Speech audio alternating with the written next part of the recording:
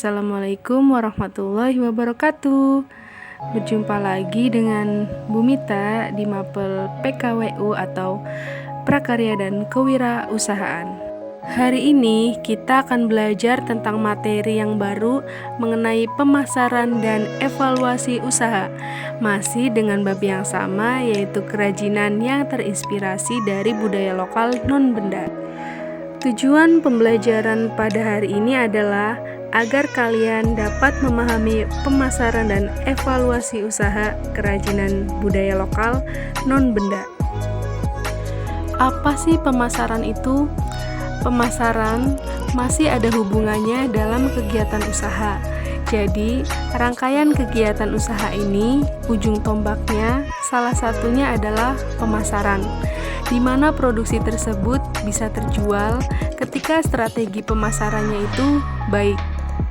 Untuk memiliki strategi pemasaran yang baik, terlebih dahulu kita lakukan analisis, yaitu adalah dengan analisis SWOT.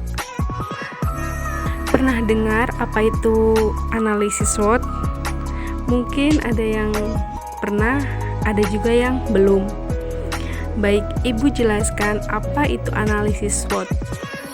Terdiri dari 4 analisis, yaitu ada strength atau kekuatan, weakness atau kelemahan, opportunity atau peluang, dan threat atau ancaman. Untuk strength itu sendiri adalah analisis berupa kekuatan atau keunggulan yang dimiliki oleh sebuah usaha. Ini merupakan faktor internal yang dimiliki usaha tersebut, baik dari keunggulan produk, pendanaan, lokasi, promosi, dan lain-lain. Sedangkan untuk weakness, itu merupakan analisis internal berupa kelemahan yang dimiliki oleh sebuah usaha. Ini untuk diantisipasi dan dicari solusinya supaya bisa meminimalisir terjadinya hal-hal yang tidak diinginkan. Untuk opportunity ataupun threat, ini merupakan faktor eksternal berupa peluang ataupun ancaman.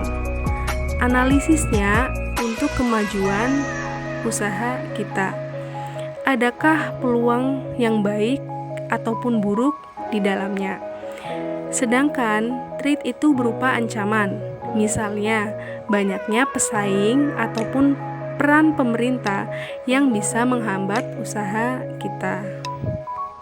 Setelah kita melakukan analisis SWOT dalam usaha, kita bisa melanjutkan untuk memaksimalkan strategi pemasaran menggunakan 4P. Apa sih 4P itu? Yaitu terdiri dari produk, price, place, dan promotion. Untuk produk itu sendiri, berarti kita membuat suatu produk unggulan. Artinya, produk yang dibutuhkan oleh konsumen. Untuk komponen-komponennya sudah saya jelaskan di materi sebelumnya. Selanjutnya, price itu merupakan harga produk, yaitu harga produknya diusahakan tidak terlalu tinggi dan tidak terlalu rendah. Jadi diambil rata-ratanya untuk pemula. Selanjutnya ada place atau lokasi usaha. Itu juga harus strategis, ya, dan disertai juga dengan pemasaran penempatan di marketplace. Yang terakhir ada promotion, yaitu berarti promosi usaha. Ini juga sangat penting dilakukan, ya. Kalau tidak ada promosi, usaha kita akan sulit untuk dikenal oleh konsumen. Apabila 4 komponen ini dilakukan dengan cara yang maksimal, maka pemasaran dalam sebuah usaha juga akan sangat baik, dan ini akan meningkatkan penjualan dari sebuah usaha. Selain itu, untuk memaksimalkan pemasaran, kita juga menggunakan segmentasi pasar. Segmentasi pasar merupakan target pasar ataupun sasaran pasar sebagai tujuan dari promosi usaha. Pertama, ada segmentasi geografis. Ini berdasarkan kewilayahan promosinya meliputi negara, provinsi, kota, dan lain-lain.